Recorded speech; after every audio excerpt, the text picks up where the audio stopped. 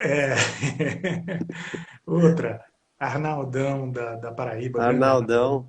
Arnaldão, Arnaldão, Arnaldão está grande perguntando, Arnaldão. dá para fazer um comparativo, por exemplo, entre a navegação no RN e no Dakar, uma coisa, o que é que você pode Ah, comentar disso? são características diferentes. Não só o RN, mas qualquer prova no Brasil, né, a característica não é de deserto. Então, o Dakar, quando o Dakar estava aqui na América do Sul, algumas etapas na Argentina eram bem parecidas com as provas do Brasil, até inclusive com o RN. Mas se você pegar agora na Arábia Saudita ou na época da África, quando a gente entra no deserto aberto, aí muda completamente, né? Porque você está sempre navegando pelo CAP, né? Que é o rumo da bússola. Sim, Você tem que ter precisão nisso, as referências de perigo que você tem na planilha, muitos não estão na planilha, porque o deserto muda a todo momento, né? Então não tem como o carro passar lá 2 dias antes, fazendo o reconhecimento da planilha, que foi feita 3 meses antes, e ter lá algum perigo, porque isso pode mudar de um dia para o outro. Então você tem que estar muito mais atento ao visual, ao que você está vendo, né? Muito mais atento às surpresas que aparecem no percurso, porque o deserto é surpresa o tempo todo, diferente quando você está num caminho onde tem uma estrada que você consegue prever muito mais. E a navegação, como eu falei, não é mudança de direção em cima de tulipa, né? É sempre rumo de bússola. tá. Tem uma pergunta de Tomás Madeira, querendo saber qual o terreno que você gosta mais de acelerar, e tem uma pergunta a pergunta de Túlio, Ah, qual ele é fez a pergunta? Ele fez, é? qual é a tinta que você está usando no cabelo? Tinta no cabelo? Pô, mas eu já tô ficando cabelinho branco já. Deve ser a mesma que ele usa para pintar o bigode. É, exatamente. Quem está aí, Gustavo Bortolanza, acabou de Gustavo entrar no Bortolanza. grande figura. Seu primo Winston Azevedo, da nossa equipe do RN. Ai, ai. Tomás Madeira fez a pergunta: qual é o terreno que você gosta de acelerar? Qual, você tem preferência por um tipo de terreno? Ah, eu assim, eu gosto de todos, mas se você falar para eu escolher um, é areia. Eu gosto bastante de andar na areia. Talvez porque eu andei muito na areia na minha vida, né? É verdade. Muitos 1.000 quilômetros na areia. Jaime fez uma pergunta: qual é a sua opinião a respeito dos UTVs, os chamados SSVs aqui? Ah, o TV é uma categoria aqui no Brasil, nos últimos anos é a que mais cresceu, né? É uma categoria que está com um grid altíssimo. É uma categoria onde os pilotos de moto que já querem migrar para o quatro rodas têm uma possibilidade de fazer essa migração com um custo menor do que a de carro, né? É uma categoria que é mais acessível e até os pilotos de carro que não têm o orçamento para ter um carro competitivo, né, ele pode ir para a categoria UTV e ser mais competitivo do que no carro. Então é uma categoria que está atraindo tanto pilotos de moto quanto de carro. Então por isso que, na minha opinião, é uma categoria muito interessante, que está crescendo demais. Não só aqui no Brasil, se a gente olhar o próprio Dakar, né? O próprio Dakar, 4 anos atrás, eram pouquíssimos UTVs e esse ano também acho que tinha quase 50 UTVs competindo, né? Boa. Qual a velocidade máxima que você já atingiu de moto no rally? Olha, em, em competição foi no Dakar 194. 194? Na época da alta cilindrada, né? Porque Sim, aí devia desde estar de motão, 2012 a né? gente está com a cilindrada limitada em 450, mas lá atrás, quando eram as altas cilindradas, elas eram bem rápidas. 194, 198? 194 por hora. 194. Nós falamos em UTV, os meninos da Yoda Racing, aí, a Lapertosa, tá fazendo um convite para você ir andar nos UTVs lá com eles. Legal, Já obrigado. 198 é muita coisa. Ah, 194. 194 é muita coisa. Ipiranga está Quase fazendo uma 200. pergunta. Ipiranga está fazendo uma pergunta se era de 450. Essa eu respondo. Não, Não, Ipiranga.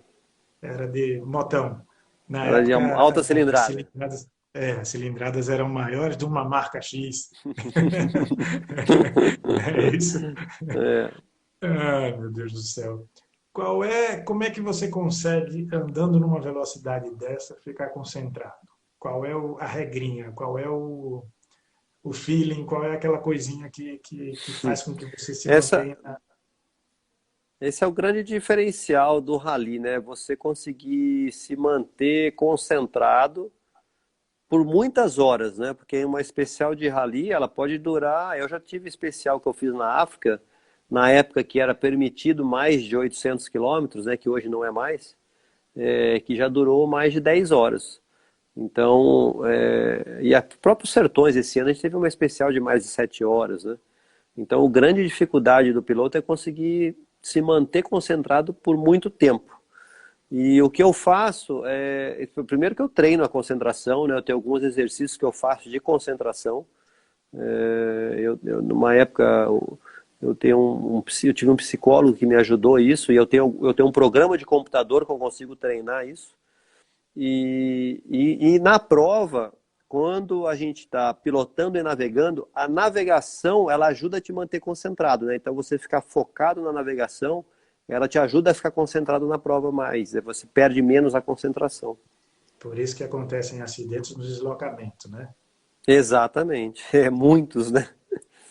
Por isso é uma regra para quem está começando, né? Tem que ter atenção no deslocamento. É. Ele está Principalmente aqueles mandando. que aqueles deslocamentos enormes que a gente tem depois da especial, né? Que o piloto sai cansado fisicamente, cansado mentalmente, como uma especial longa de rally cansa a mente do piloto, e aí ele entra para um deslocamento muito grande, aí ele relaxa e é na hora que acontece o acidente. Tá. Tem uma pergunta aqui de Chico Fera, se você pensa em fazer ralis fora do Brasil novamente, se sim, de moto ou de carro. Aí, então, eu, não- eu, assim, eu hoje sou piloto da equipe Honda, né? Então eu dependo da estratégia que a Honda monta para o time de rally. Então, hoje a gente está muito focado na temporada do Brasil, né? O Rally dos Sertões, voltando a ser etapa do Mundial, o Campeonato Brasileiro, que é muito importante para a equipe. Então, o foco hoje total está nas provas dentro do Brasil. Mas se ela, em algum momento, precisar ou voltar para olhar para provas internacionais, eu estou à disposição, como sempre, pronto para qualquer desafio. Tá. Você vai me responder qual é se há um treinamento específico para rally e como você treina. Se você treina de moto, de carro, isso tudo. Mas antes disso, quem entrou foi Ricardinho, tá mandando um alô para você, Uhum. e Ricardo Abraço, Martins, Ricardo. e Abraço, Ricardo. e Grande entrou piloto, adversário duro. grande figura, Ricardinho. E É, entrou Indião agora, perguntando se a gente falou Índio. nele. Ele chegou atrasado, levou penal. Grande, chegou Chegou atrasado, atrasado, Índio. Tomou penal chegou de mais de uma atrasado, hora. levou penal. Então me responda, se há um treinamento específico, como é que você faz a sua sequência de treinos, como você treina, se treina com moto, o que é que faz, parará, parará, e também o que representa a vitória na Honda depois de tantos anos no Rally Dakar. Aí vamos falar um pouquinho sobre a ótica, o que é que você acha sobre a ótica da empresa em relação à modalidade, ao Rally. Fale primeiro da sua sequência de treinos, do treinamento. Bom, o treinamento, como eu já falei aqui, né, é muito duro do piloto de moto, então eu tô em cima da moto aí entre 4 e 5 vezes por semana, variando o treino de motocross, de rally, de cross country, de enduro. Então, o piloto de rally tem que ser completo, ele tem que ter uma noção de todas as modalidades. E a parte física é intensa, assim, todo dia, né? Então, eu fico muito mais tempo fazendo físico do que propriamente em cima da moto. Porque em moto eu faço, a não ser quando eu saio para treinar rally, porque daí o treino é muito longo, mas quando eu vou para uma pista de motocross, por exemplo, eu faço baterias, né? E aí depois eu saio, faço, por exemplo, eu vou fazer um pedal, né, de speed, é um pedal que dura horas, e vou para academia, vou nadar, corro a pé. Então a vida do Essa, piloto de moto é um super atleta, né? essa bateria de motocross, você faz ela de quanto em quanto tempo? Você alterna, tem sprint, tem bateria, tem uma Não, eu sequência não de... faço. Antigamente, quando eu fazia provas de enduro, eu alternava entre bateria longa e sprint. Hoje em dia, né, hoje em dia não, mas já fazem aí 18 anos que eu não corro mais no enduro.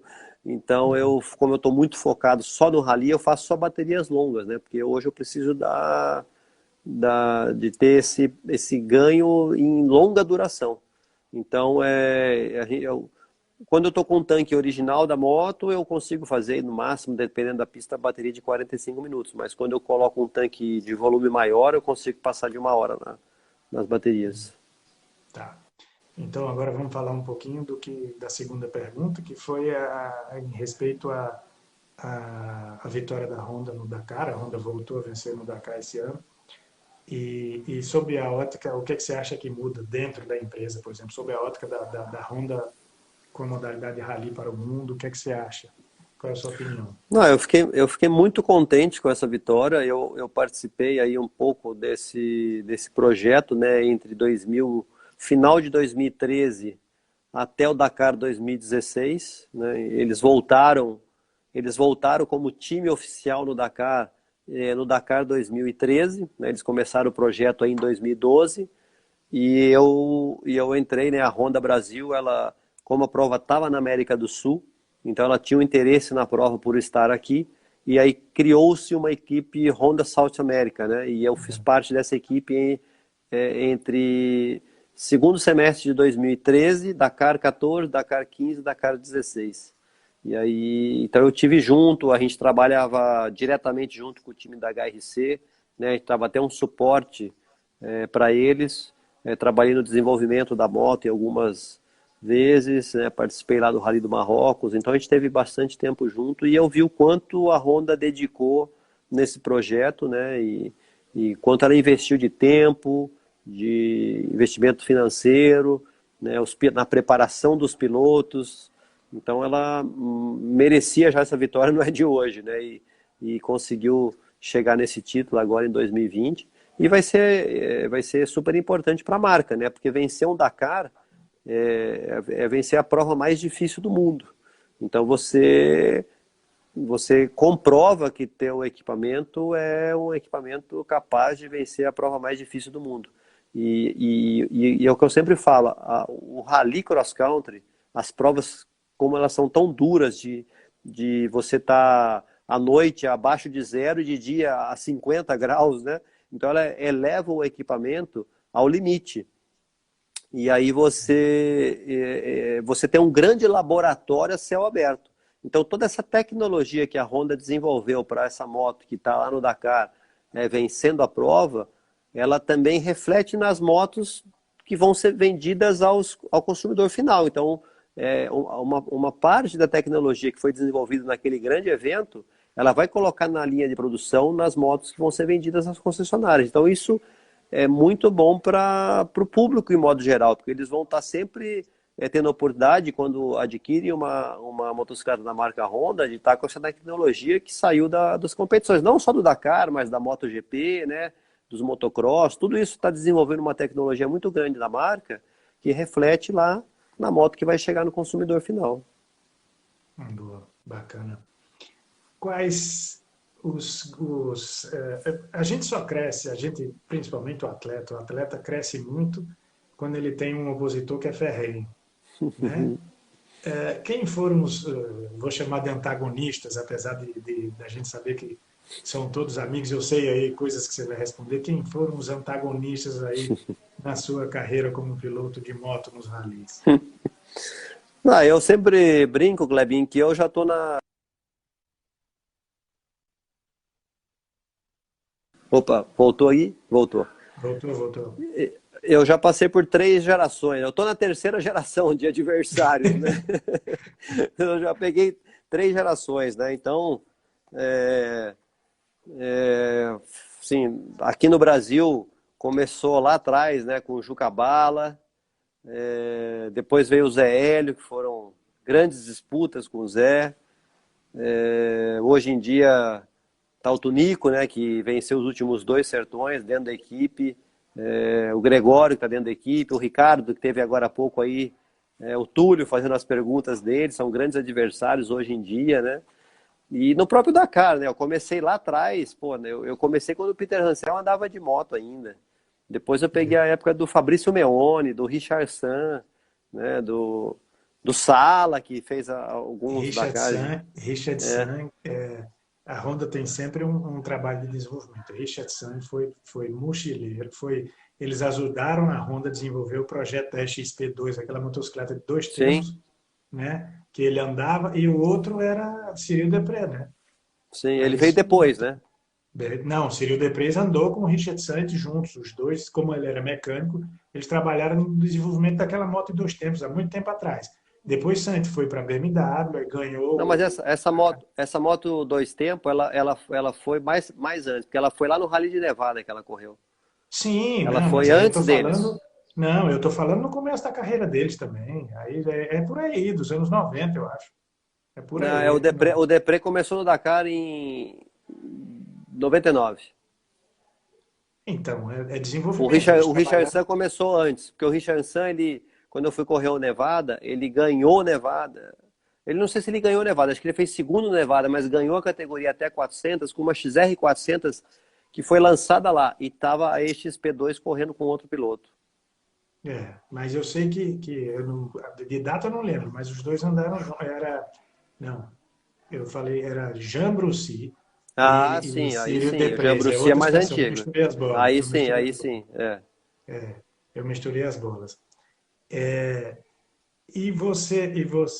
essa história do antagonista é sempre muito importante, né? Você tem sempre alguém que lhe empurra, que você está sempre ali. Hoje eu vou dar um pau nesse cara. E tem uma coisa interessante, que vocês são todos amigos, né? Eu Sim. presencio isso há muitos anos. E aconteceu uma história no RN, uma coisa muito engraçada. Em 1990 e lá vai, 98, 2000, eu não me lembro. A gente estava andando quase no oeste, entre o Seridó e o oeste lá, e você chegou numa fazenda, Fazenda Amazonas, e tinha uma porteira fechada. Você lembra dessa história? Não lembro. Não lembra? Não Essa lembro. Bom, se história, você for contando ela aí, capaz que eu lembro, mas agora eu não tô essa lembrando história ainda. me deixa bem claro como é o fair play entre vocês. Aí, quem entrou aí, Dionísio Malheiros, ó, aí, ó, a gente já Ó, falou Dionísio aí, né, grande abraço, no Dionísio. alemão, o alemão tá aí, ó, acabou de entrar. Esse Essa foi um história, dos que foi um dos que também iniciaram o Rally Cross Country no Brasil. ele é o culpado. É, Ele é o é, culpado. é. Desde a primeira prova no Rally dos Incas de 1999. Eu lembro. 1990, Eu acho que foi antes 98. essa prova aí, porque o meu irmão correu esse rally, eu era pequenininho, fui lá ver ele É passando, terminou porque no Rio tinha, essa prova. porque tinha Lima os ralis. Rio.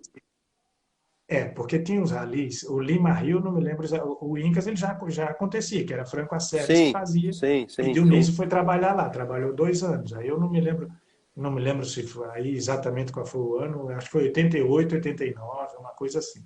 É, eu também acho que é mais para trás, Eu acho na que é por década de aí. 80.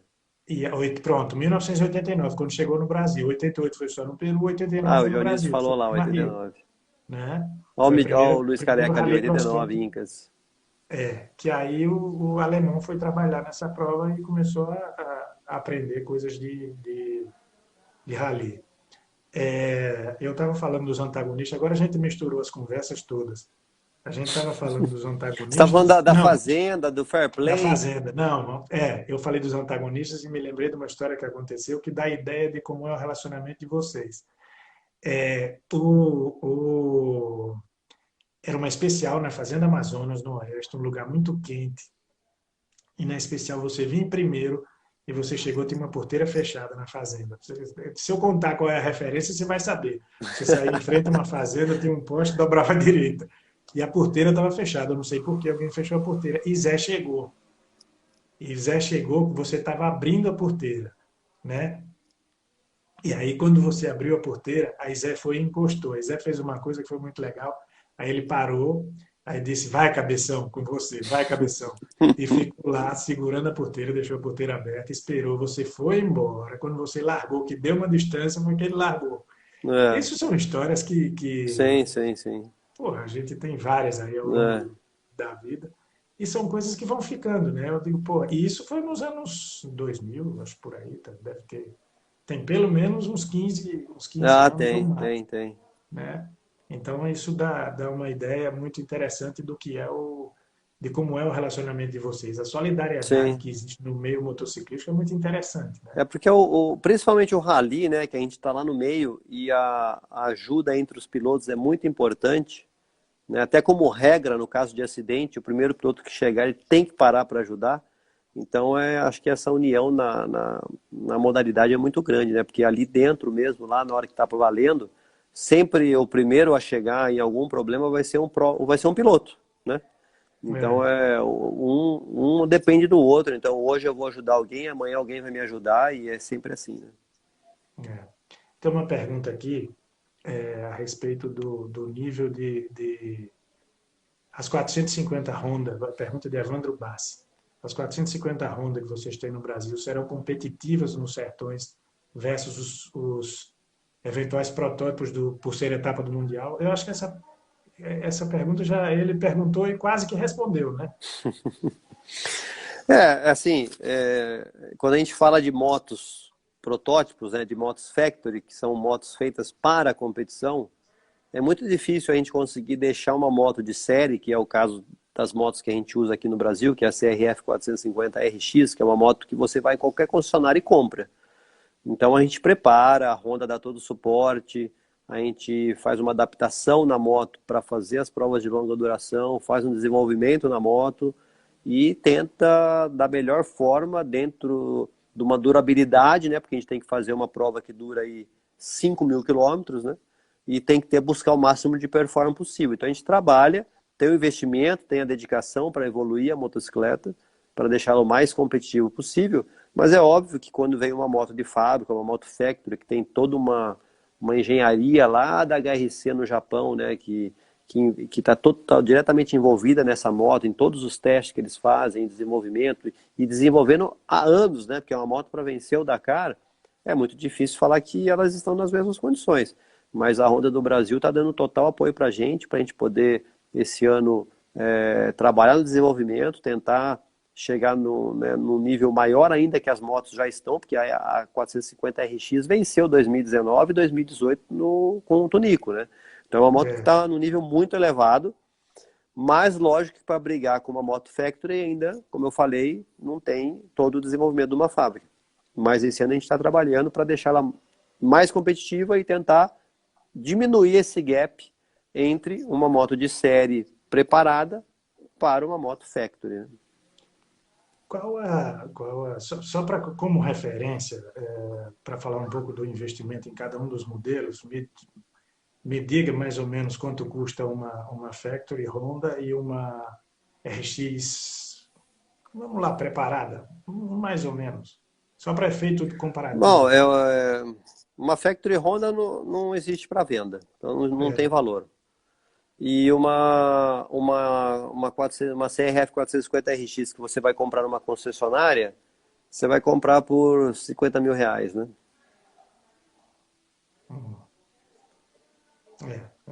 estima-se que uma moto dessa de fábrica deve ter um investimento aí bem superior a alguns milhares de euros, né? Isso aí Tem uma não dá outra, para calcular, né? tem uma outra pergunta aqui. Qual foi a vitória mais importante na sua carreira? Ah, não tem uma, né? Porque cada uma é diferente da outra. Então, o primeiro Sertões foi muito legal, né? A primeira vez. É, o Dakar também, quando eu venci categoria, mas fazer o quinto lá na geral foi uma emoção muito grande, poder, né, eu era um piloto privado com uma condição Davi contra Golias, né, contra as equipes de fábrica, com toda a estrutura que eles têm de mão de obra, de troca de peças, de motos factory. E eu e o Geraldo, né, que era meu mecânico, meu fiel escudeiro aí há mais de 20 anos, o Geraldo, só nós dois brigando contra as equipes de fábrica, né? E a gente, pô, fazer um quinto lá e vencer, foi a segunda vez que eu venci a categoria Production, né? Então eu ganhei minha categoria, fiz quinto na geral, foi assim, também fenomenal. Então, assim, cada conquista é diferente da outra. Então, cada sertões que eu venci, que foram 7, são conquistas diferentes, são dificuldades diferentes, são adversários diferentes, né? O próprio Dakar, quando eu fiz quinto, fiz sétimo, ganhei etapa na geral. Pô, a primeira vez que eu ganhei a etapa no Dakar na geral foi uma etapa de 515 quilômetros que a gente fez em 5 horas e 5. Eu venci ela. Entre eu e o quarto, eu não sei, lembro se era o quarto ou o quinto, mas entre os 5 primeiros, eu acho, a diferença era 32 segundos em mais de 5 horas de prova. Você, em 5 horas, 32 segundos, é 5 demais. posições, né? Em 32 segundos. É, E foi um dia o, que eu larguei, esse dia eu larguei, foi engraçado, porque eu larguei ele, eu acho que eu larguei em quarto, e eu andei às 5 horas tudo que eu podia.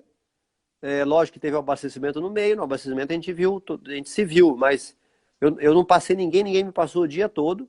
Eu cheguei no final da especial, né? Eu cheguei, entreguei meu cartão, saí, a gente não sabe ali o resultado. Hoje em dia até Era se isso que eu ia sabe o fazer, isso que resultado, eu ia mas na época perguntar, eu não se você tinha sabia. essa noção. É. E aí quando eu tinha um deslocamento ali, sei lá, não me lembro agora exatamente, mas sei lá, 100 quilômetros para chegar no acampamento. Aí eu fiz o deslocamento normal, pô, não vi ninguém, não sabia o que tinha acontecido. Quando eu entrei no acampamento, na- o acampamento inteiro, todas as TV do mundo inteiro, todo mundo vindo em cima de mim. Daí eu falei, putz, eu acho que eu ganhei essa especial, porque não tá normal essa movimentação aqui do meu lado, né? E daí realmente eu tinha vencido, pô, ganhar uma etapa do geral, ganhar uma etapa do Dakar na classificação geral das motos, sendo um piloto privado contra as motos de fábrica, as equipes de fábrica, assim, foi incrível, né? Isso foi em 2005. E aí receber todo aquele assédio da imprensa mundial ali, né? Poxa, foi demais esse momento. E depois eu passei de novo por isso em 2007, né? E você, quantos títulos você tem? Repita aí. Do Dakar você tem 3. No Dakar eu ganhei 2 vezes a categoria Production e uma vez a categoria Super Production. Bacana demais. É uma responsabilidade e tanto.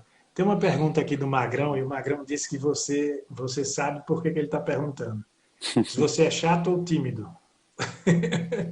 É que quando eu conheci o Magrão na casa de um grande amigo nosso, que é o Davidson. Na verdade, a gente já tinha se encontrado em provas, mas eu não tinha amizade com ele, né? Daí a gente se encontrou na casa do Davidson, a gente acabou ficando um amigo mesmo. E aí ele tinha. Ele e muitas pessoas têm essa ideia que a gente falou aqui no começo, né, da live, né? Que as pessoas têm essa impressão errada, né? Porque principalmente quando eu estou em competição, eu sou muito focado, fico muito centrado e eu não fico muito de bons amigos, né? Eu sei E, que mas, não, eu sei mas que você é muito concentrado, é muito objetivo. Isso eu sei. é, Como organizador, e eu aí as sei. pessoas confundem muito isso que o Jean é chato, o Jean é arrogante, é isso que mas poxa, quem me conhece realmente sabe que não tem nada a ver, né? Na verdade, eu estou fazendo o meu trabalho, é a minha vida e eu estou lá para vencer corrida.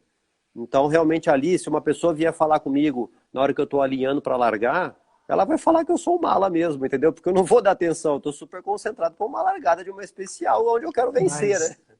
Mas Mas isso todos nós sabemos. A gente sabe, e eu falei aqui antes que dessa evolução, porque eu me lembro, como eu lhe conheço há muitos anos, há muito tempo atrás, você para falar sempre foi muito focado, muito centrado, mas sempre foi muito tímido. Eu sei Sim, disso, sim, você sim, sabe. sim, E ao sim, longo sim. dos anos, A a profissão vai te profissão moldando, né? a profissão, o sucesso É, profissional, porque você é, é uma pessoa de sucesso e você tem que dar entrevista e não dá para. E aí sim, depois eu comecei a observar, você sempre chega no horário, se tem entrevista, você trata a imprensa muito bem, você tem um respeito muito grande pela imprensa e sabe o sim, sim. valor e a importância que isso tem, né? É, é. É bacana demais. Mas eu não sou chato não, viu, Magrão? Ele tá brincando, Magrão disse isso na brincadeira. Você é respeitado, né? Jean, conta uma história engraçada que aconteceu com você no rally. Pode ser qualquer uma coisa, pode ser uma besteira enorme que você fez. Pode ter sido um vacilo, uma falta de atenção, qualquer coisa, assim, uma coisa que ele disse, porra, Engraçada. Cara, ou curiosa, eu vou te falar que assim, não foi engraçada, foi curiosa, foi ou, curiosa, vai, vamos dizer assim. O Dakar 2003, que eu fiz quinto na geral, ele terminou em Sharm el-Sheikh, no Egito. E a hum, gente vinha naquela época a prova era 17 dias, se eu não me engano. E a gente vem de 17 dias no deserto, dormindo na barraca, às vezes passando alguns dias sem tomar banho, sem dormir direito, acordando às 3 da manhã, andando o dia inteiro de moto, né? E aí a prova terminou em Sharm el-Sheikh, tipo, sei lá, na sexta ou no sábado. A gente foi para um resort, tomou um banho de banheira de 3 horas, relaxou, dormiu. E no outro dia, a gente tinha uma especialzinha Sharm el-Sheikh de 20 quilômetros, que era só para fazer uma graça e chegar no pódio. Mas valia a prova, né? É. E aí eu tinha um despertador, que eu usei o rally inteiro. Pô, eu tomei um banhão quente de banheira, que eu não fazia 3 semanas que eu não tomava. Deitei numa cama que cabia 4 de mim lá naquela cama. Capotei. E o relógio não despertou na hora. E aí eu acordei atrasado. Na época a gente tinha um caminhão que era da Tatra, que dava apoio para o André, que eu compartilhava esse caminhão e o piloto era tcheco. E eu marquei lá com o tcheco, lá, sei lá, 6h30 no caminhão, que era no estacionamento do hotel. E eu largava para essa etapa final, ela era uma largada de ordem invertida, porque já ia subir no pódio, né? Então eu Sim. era o quinto lá atrás, né? Então, como eu já estava em quinto na classificação, eu era quase o último a largar. E aí eu cheguei, eu acordei, o Geraldo estava comigo, eu falei, caramba, Geraldo, falta tipo 15 minutos para o meu horário de largada. Aí saímos correndo naquele o resort enorme para encontrar o Tcheco, já estava desesperado. Aí entramos no caminhão, o Tcheco foi correndo para onde estava a moto, eu fui botando a roupa, pegando a moto. A hora que eu cheguei na hora da largada, o cara tava com a minha cartela na mão chamando meu nome, Clebinho. Aff, Quase eu faço uma besteira monstro ali que eu não ia me perdoar o resto da vida por causa de um despertador que não tocou. você nunca esqueceu uma cartela? Já aconteceu de eu perder, porque a gente levava, antigamente, tinha muito carimbo, né? Hoje não existe É, mais, porque hoje o carimbo é virtual. E a gente é. tinha ela na jaqueta aqui, tinha um lugar para carimbar, então ela era meio rasgada, assim. E de pegar galho, esse já rasgou isso e arrancou a carteira da manga, mas perder a carteira jamais. Tem um, eu acho que é Fernando Reis aqui, que é seu amigo de infância, Fernando Reis também, aqui de mandando um grande Caçapava. abraço, tá mandando um Abração, grande abraço para Fernando. você. Me diga uma coisa, tem uma pergunta aqui de Dionísio. É, a pergunta dele é o seguinte: você acha que tem um valor que merece no Brasil, dado pelo brasileiro? Se você se vive disso, se está satisfeito com a profissão que escolheu, com tudo que. Pô, Clebinho, eu sim, eu por mim, falando por mim, eu sou super contente, me sinto super valorizado. Poxa, faço parte de uma equipe fenomenal, que é a Honda. Eu já falei aqui que eu tenho total apoio deles, tenho um relacionamento muito bom com as pessoas da empresa, com meus companheiros de equipe, sou muito respeitado. As pessoas, no modo geral, todo lugar que eu vou, no Brasil todo, nas competições, eu sou muito bem recebido, né? Então, assim, eu vejo esse reconhecimento, sou um piloto profissional há muitos anos, fiz a minha vida competindo, né? É o meu trabalho há muito tempo, então sou muito feliz. Mas o Brasil em si ainda é muito pacato, né? No esporte a motor, mas principalmente no rally, né? Na modalidade rally, na modalidade, vamos dizer, não é rally, falei, me expressei errado, na modalidade off-road, que envolve Sim, todas as categorias, né? Porque, na verdade, mesmo na pista, a gente tem a Fórmula 1 ali que a gente vê que hoje também está fraco, né? Nem piloto brasileiro tem competindo mais lá, porque é por falta de investimento. Mas o off-road mais ainda. Então eu já tive adversários. Hoje tem pilotos com potencial incrível que poderiam estar despontando aí junto com a gente, mas não tem investimento nem para ter a oportunidade de tentar tá podendo levar uma vida de profissional, né? Então, assim, olhando do modo geral, profissionalizou bastante, né? Hoje o off-road no Brasil está muito mais profissional do que 20 anos atrás, tem muito é, mais oportunidades do que 20 anos atrás, mas ainda falta bastante, né? Ainda poderia ser muito melhor. Então, no modo geral, eu vejo que poderia ser melhor. No meu caso, não. Graças a Deus, eu tive uma carreira, como você falou, muito séria, dedicada. Eu consegui meus resultados, sempre com fair play, jogando aberto, correto, né? Sempre sendo uma pessoa séria, não querendo passar o dique vigarista, né? O que é meu e eu vou buscar isso. E tenho esse respeito todo e posso hoje falar que eu fiz a minha carreira, né, aqui no Brasil e sou muito feliz com ela. Tem um comentário aqui que as pessoas parecem que estão adivinhando algumas coisas que eu vou perguntar. Luciano Lukaszek. Ah, esse é o fisioterapeuta que me coloca em ordem toda semana para aguentar os Pronto. treinos. Luciano, Luciano, quando você contou a história do atraso lá, Luciano disse assim: coitado do GG, do Geraldo. E Geraldo é meu amigo também acompanha você aí há tantos anos, e vocês são grandes amigos. Como é o relacionamento com o Geraldo? É uma coisa engraçada, porque a sensação que você tem que se tem, né, conhecendo o Geraldo, conhecendo você, é que você não é como o seu trabalho não precisa nem dizer o que faça ou coisa parecida. Como é que isso flui? Como é que é o tratamento entre vocês? A gente, como eu falei, a gente está 20 anos junto, né? Porque, se eu não me engano, a gente começou a trabalhar junto ou 99 ou 2000, não lembro, mas é por volta de 20 anos junto. E hoje em dia ele me conhece tão bem quanto a Patrícia, né? Que é minha esposa. Então a gente tem Não uma diga assim tão relação. bem, não, né? Vocês quase tanto como Patrícia. E só de ele me ver, ele já sabe como é que eu tô, como é que tá meu humor, a moto, ele olha pra moto, já sabe o que tem que fazer, sabe como é que eu gosto da moto, eu não preciso falar o que tem que fazer. E a gente tem um entendimento muito bom nessa parte de desenvolvimento, né? Quando a gente está desenvolvendo a moto para as provas, para a temporada, para começar a temporada, eu passo para ele as informações no palavreado do piloto, né? Como eu falo, né? E ele, como mecânico, consegue transformar tudo isso e colocar na moto e a gente consegue enxergar o desempenho.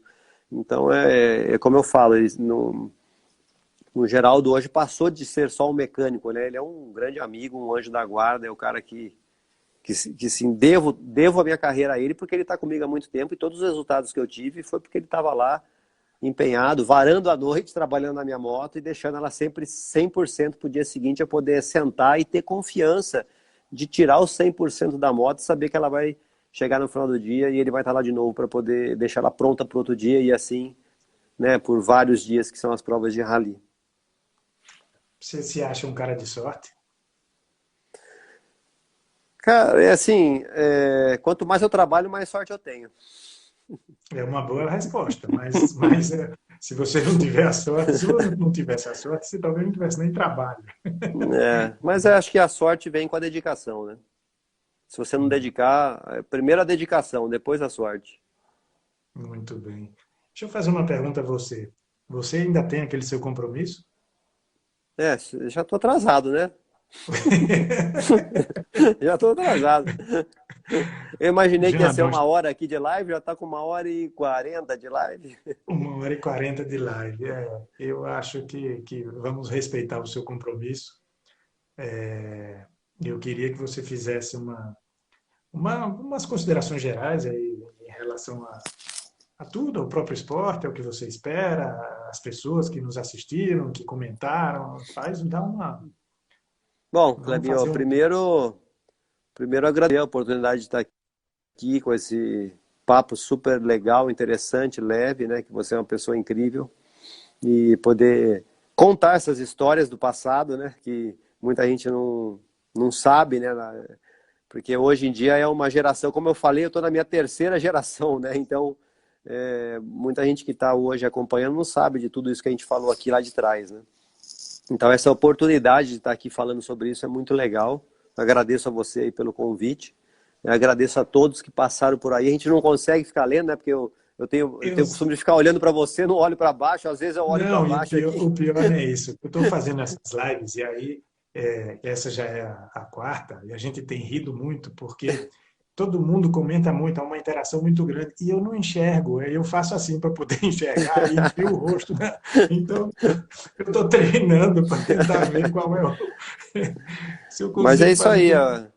Eu agradeço a galera toda aí que passou por aí, né? A gente não consegue atender a todos, mas é muito legal ter essa presença de vocês e espero, né, que esse momento difícil que a gente esteja vivendo aqui do Brasil e no mundo todo passe o mais rápido possível e a gente volta ativa, né, voltar às competições, que a adrenalina já está lá em cima, precisando acelerar logo aí contra o relógio.